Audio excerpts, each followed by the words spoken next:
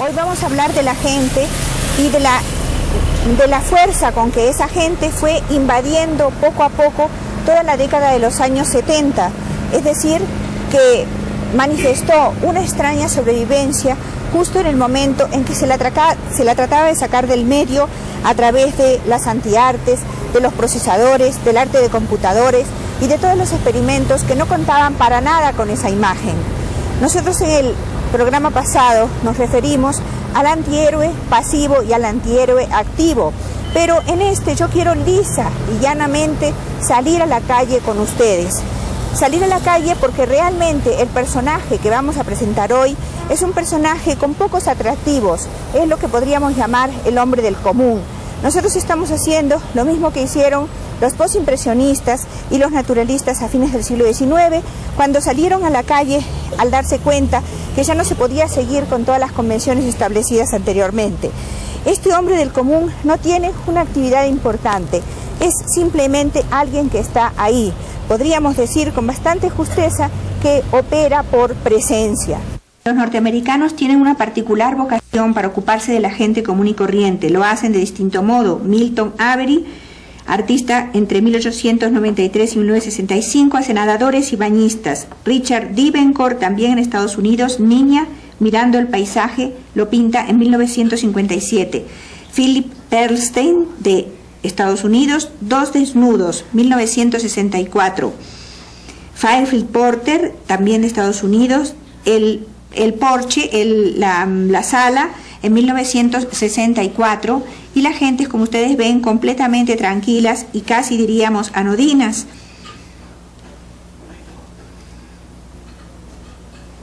Vamos a pasar revista a una serie de artistas que se ocuparon de este tema sin demasiado relieve, como la argentina Aida Carballo, que hace su propia biografía y lo llama autorretrato con biografía. El uruguayo Eduardo Fornazzari pinta también en la playa a una criatura del común. El norteamericano Jack Bill pinta en 1972 un desnudo que tiene cierta luz y relieve especial, pero que está conversando tranquilamente con otra figura. Ana María Macei, en Venezuela, nos coloca a un hombre subiendo sincrónicamente una escalera, una especie de repetición de la imagen. Saturnino Ramírez, de Colombia, se va a ocupar de las gentes en los billares, que son, como ustedes saben, lugares muy sórdidos y muy oscuros, mientras que Alice Neal, en Estados Unidos, trabaja con los hermanos Sawyer haciendo su fotografía en 1973. Alex Katz, en Estados Unidos, pinta unas figuras muy planas, pero verdaderamente faltas de atractivo con una auténtica deliberación. No tratan de ser ni llamativas ni brillantes. Oscar Mara hace lo mismo en la Argentina, de tal modo que los retratos de sus figuras son como los retratos de cualquiera de nosotros. Miramos a nuestro alrededor y ahí vemos las gentes. Herman Braun hace el retrato de Belikovic en 1978, él es peruano. Oscar Jaramillo, de Colombia, se va a ocupar de las gentes que realmente se encuentran en la calle y por consiguiente casi son anónimas, sin rostro. Mirna Báez coloca un desnudo frente a un espejo que a su vez es un paisaje imaginario, puertorriqueña, pinta esto en 1980, mientras que Antonio Seguí, en la Argentina, pone a una gente haciendo la limpieza también en 1980. Beatriz Blanco, venezolana, hace unas esculturas que significan simplemente figuras que corren o caminan por la calle, son las presencias en el sendero. Esas presencias tienen una animación casi corriente, cualquiera de nosotros podría ser. Jonathan Borowski, en cambio, en Estados Unidos, hace una instalación y amplía la figura toma un carácter ya mucho más fenomenal. El gigante de Jonathan Borowski nos conduce a otro de los campos donde podemos ver moverse eficazmente a la gente del común, que es el campo del humor. En 1967, una de las obras más importantes del colombiano Fernando Botero, La familia presidencial, va a ser aceptada por el Museo de Arte Moderno de Nueva York. Al introducir esta obra, Fernando Botero se religa con una serie de antecedentes que tienen este humor apacible. Por ejemplo, ciertas obras del Avenero Rousseau, como El niño sobre las rocas, o las cerámicas que en 1927 hará Karl Walters. De manera que nosotros encontramos otra posibilidad para el hombre del común. expandirse, sentirse cómodo y aligerado a través de un humor que carece completamente de agresividad, y por eso lo hemos llamado el humor apacible. De la imagen de Borowski pasamos a la de Fernando Botero en La familia presidencial, su famosa obra donde el humor está completamente manifiesto. Esta obra de Botero nos coloca en otro registro, en el registro de ver las gentes comunes, pero verlas con un sentido crítico. Este es un detalle de La familia presidencial. Las relaciones de Botero son claras con Henri Rousseau, por ejemplo, con El niño de las rocas, y con algunas cerámicas que realizó el norteamericano Carl Walters entre 1925 y 1928. Fernando Botero crea verdaderamente un mundo fenomenal. Antes vieron La mujer de Rubens, ahora ven estas Madonas donde él mismo se coloca como el oferente y el pintor. Este mundo fenomenal alude a una cantidad de personajes que también son de la vida común y corriente, los poderosos, los militares, los que tienen el mando en un país, pero también las gentes del común, bañistas, por ejemplo, partes de un tríptico que pinta en 1975. Enrique Grau, también colombiano, en 1964 hace esta figura con paraguas que, vuelvo a repetir, es una figura que intenta ser más o menos corriente y que no llama la atención demasiado. Mientras que Félix Ángel, aludiendo en algo a la fenomenología de Botero, hace dibujos de caballos y jockey y dibujos de Cochise, un personaje nacional colombiano en bicicleta, también con sentido del humor. El mismo que reencontramos en el uruguayo Hermenegildo Sabat, que hace el retrato de Aníbal Troilo en 1973 y que se dedica al tango. Por supuesto, tiene que referirse a Gardel y lo llama Al Troesma con cariño, 1972. Hay un modo de rebajar la dignidad de las grandes figuras, que es lo que hace Carmen Aldunate en Chile, cuando se refiere a figuras del Renacimiento, pero las recorta y las trabaja como si fueran personajes corrientes. Larry Rivers hace algo similar en Estados Unidos, cuando llama a Napoleón el mayor homosexual en 1964. La tomadura de pelo de Jean Dubuffet en Francia es diferente. Jean Dubuffet trabaja con cantidades de figuras que prácticamente no permiten reconocer el motivo, pero que son figuras inventadas por él. 1964 es Lurlup, que se parece un poco a la articulación del salvadoreño Antonio García Ponce cuando pinta La vaca paseándose en el balcón en 1975. Sin embargo, las tensiones que el hombre del común debe soportar día a día, los presagios y los augurios de catástrofes, todo esto le hace perder también diariamente el sentido del humor.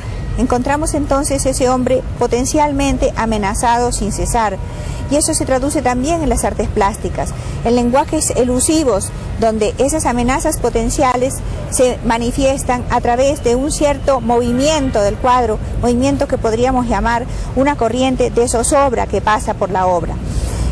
El escritor Franz Kafka le decía a su amiga Felice en una de sus cartas que si no se hubiera echado entre las bestias, entre los animales, si se trataba de un sueño, que quizás no habría podido resistir el terror de la postura vertical. Lo que él llama la postura vertical es la postura del hombre corriente, del hombre de todos nosotros, pero esa postura vertical es también la postura expuesta y que lo deja por consiguiente en una grave indefensión. Es a través de esa indefensión que se va a manifestar en sus movimientos, en su vida, en sus circunstancias, en su conducta, que se va a manifestar la zozobra, y esto es lo que va a alterar también medianamente la superficie de las obras. Hay que hablar de los argentinos también en este sentido. Carlos Gorriarena en Argentina hace varias obras que tienen una fuerte violencia, pero que esta violencia la aplican a situaciones que transcurren todos los días, que pasan todos los días en nuestra vida. Carlos Gorriarena pues está ocupándose de la lucha cotidiana por sobrevivir, pero sin un sentido demasiado trágico. Juan Carlos Di Stefano va más allá en la tragedia en sus esculturas que realiza en poliésteres a finales de la década de los 70 y que muestran a las figuras como apresadas en elementos comunes, apresadas por ejemplo en los automóviles. Los automóviles se convierten en las cárceles que no permiten moverse a las figuras de Juan Carlos Di Stefano. Los automóviles son verdaderamente cárceles. Hay en esto desde luego un trasfase, un traslado simbólico, pero lo interesante es cómo usa los dos elementos, figuras, desnudos y automóviles. Raúl Alonso, también en la Argentina en 1975, envuelve las figuras, es decir, les da cierto aire dramático al cerrarla, otra idea del encierro, de la clausura. Mientras que Carlos Alonso, también en la Argentina, dibuja y pinta viejos pintores y personajes enfermos, personajes acabados, es decir, personajes que son muy poco excitantes desde el punto de vista del tema, pero de los cuales él se ocupa con una gran prolijidad. Héctor Jouffret, otro argentino, hace unos retratos muy curiosos de pintor, donde el pintor está presentado casi exclusivamente por su sombra, así que se puede decir que es un retrato por sustracción de materia. No se ve el pintor, se ven sus perfiles y en parte se ve también la obra que él realiza. Grandes perspectivas, interesante trabajo de espacios. Ricardo Irarrázaval en Chile hace figuras que intentan salir del común y los llama, por ejemplo, personajes de cuello y corbata. Esa idea de la zozobra se comunica a través de un lenguaje eminentemente metafórico. Pero yo quisiera hablar ahora de otras variables que también están instigadas por la zozobra, otras variables del lenguaje pictórico. Por ejemplo, la de la disolución de la imagen o la envoltura de la imagen en una especie de veladura, en una especie de niebla y de atmósfera. En este caso, el personaje principal, así como fue el personaje principal del humor, el colombiano Fernando Botero, asimismo, el personaje principal de esa atmósfera sería el mexicano José Luis Cuevas. José Luis Cuevas, viniendo de distintos temas, viniendo de la obra de Sade o de los locos o de los malditos, siempre trabaja con este concepto de atmósfera densa que va poco a poco borrando los límites de los personajes. Así que el clima, la atmósfera, la disolución de la imagen serían una de las importantes variables que, como les digo, también están instigadas y motivadas por esta especie de angustia que sobrecoge al hombre contemporáneo. José Luis Cuevas en México es uno de los fenómenos del arte contemporáneo. Él va a trabajar sobre una serie de temas que están casi siempre vinculados con los locos, con las gentes que padecen toda clase de sufrimientos y con las gentes de los estratos más bajos y más tremendos de la sociedad, específicamente con las prostitutas. Los retratos de Cuevas son retratos eminentemente trágicos, están vinculados también con personajes de la literatura, con personajes como el Marqués de Sade, como los poetas malditos franceses, y siempre hay un modo de envolver todo esto en una atmósfera. Estamos hablando en este momento de atmósferas y disoluciones. Esas atmósferas y disoluciones son las que crean el clima del cuadro. Dentro de las perspectivas climáticas, un artista como Alirio Palacios en Venezuela en 1978 va a trabajar inventando realmente un clima casi onírico, pero sin embargo las figuras se salvan dentro de toda esta nubosidad provocada por las disoluciones del dibujo. Felipe Márquez también en Venezuela trabajará a fines de la década de los 70 en una idea semejante, la de envolver todo en la atmósfera. Es la misma actitud de otra dibujante y grabadora importante, Gabriela Morawes, que podríamos incluirla en este grupo venezolano, y ella misma llama a esta obra Insistir en la atmósfera. Claudio Bravo, aquel hiperrealista chileno que nosotros hemos citado varias veces en el programa, dibuja muy finamente las alas de Ícaro en 1959 y aquí también hay un desvanecimiento de la figura dentro del plano. Jacobo Borges en Venezuela es especial para el tratamiento de la pintura con disolvencias, de la pintura con atmósfera, ya no del dibujo ni el grabado. Nada afuera, y los retratos que va a ser el novio, los retratos que va a ser de figuras corrientes pero que están envueltas en una cosa proustiana. Francisco Corzas en México, otra persona que envuelve a las figuras en un clima especial de disolvencias cromáticas. y Sidney Goodman en Estados Unidos hace algo similar en ese desnudo en una mesa roja que pinta en 1980, lo que hace también Jim Dine, norteamericano, La Bata, 1981. Es una presencia por ausencia, podríamos decir así. Rafael Coronel en México, 1932, nace Rafael Coronel, y él trabaja en borrando casi las figuras, entonces ya no tienen esta fuerza realista de los mexicanos. La imagen de la gente común trata de mantenerse dentro de cierta ecuanimidad, pero lo que pasa es que ocurren tantas cosas tremendas que entonces el hombre va entrando, o la imagen pintada por los artistas del hombre va entrando en cierta cosa que es verdaderamente lo grotesco. En ese sentido, una serie de artistas por ahí por los años 50 trataron de pintar ese grotesco y demostrar que el hombre había sido como distorsionado por las circunstancias. Este fue el grupo de Cobra, que trabaja en Copenhague, en Ámsterdam, en Europa, y cuya figura principal es un holandés que se llama Karel Appel. Este comienzo del grotesco ha sido retomado ahora, en 1980, por las gentes más jóvenes que se sienten muy tocadas por esas circunstancias tremendas y que entonces consideran que verdaderamente no se puede dar del hombre del común una visión tranquila, sino que hay que dar una visión enteramente distorsionada. Y esta es la situación en la cual nos encontramos en este momento. O sea que los artistas no son capaces de retratarlos a todos ustedes como son, ni siquiera desde un punto de vista favorable, sino que los ven como así, traccionados por todas las cosas terribles que pasan a su alrededor. La versión brutal del hombre del común la da como nadie Karel Appel en Holanda. En 1962 el hombre se vuelve una especie de monigote. El trompetista es algo parecido a un muñeco grotesco. Pero muchas gentes hacen esta misma traslado de lo simple a lo grotesco, como Carmen Millán en Venezuela. Ella nace en 1920. Red Grooms en Estados Unidos es quizás el más conocido de los artistas grotescos porque definitivamente el hombre es muñeco.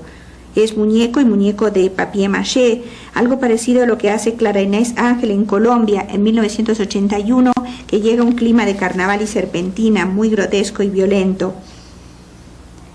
Y María Teresa Vieco también en Colombia, que pinta en 1981 con esta virulencia exagerada y tremenda con que están pintando los jóvenes hoy día en Europa. Por ejemplo, los italianos, entre ellos Sandro Chia es uno de los más conocidos, en el 81 se convierten en los feroces europeos, como Julian Schnabel. La ronda nocturna de Julian Schnabel, alemán, es de 1982 y ustedes ven la enorme confusión que se produce en el cuadro y el modo de acercamiento del cuadro a los monigotes que pintan los niños, como James Chatelain, 1976 es esta obra. El colombiano Lionel Góngora es verdaderamente un precursor de todas estas violencias porque desde 1960 él está trabajando en obras como la que ustedes ven, donde no hay ningún respiro, sino que se lanza la obra sobre el espectador. Vladimir Velikovich, francés yugoslavo, sus persecuciones de 1977 son realmente dramáticas y sería como el final de esta historia del hombre del común, que es atrapado, que no puede salvarse y que finalmente tiene como único recurso para sobrevivir la huida.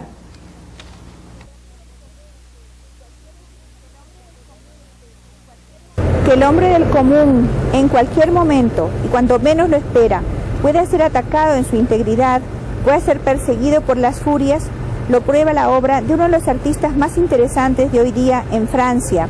Es el yugoslavo francés Vladimir Velikovich. Sus personajes corren, pero no pueden de todas maneras salvarse.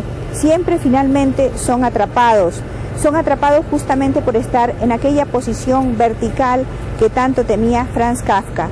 Con la imagen de ese hombre atrapado terminamos este programa, donde de todas maneras lo que se ha probado es que la figura humana sigue siendo irreemplazable.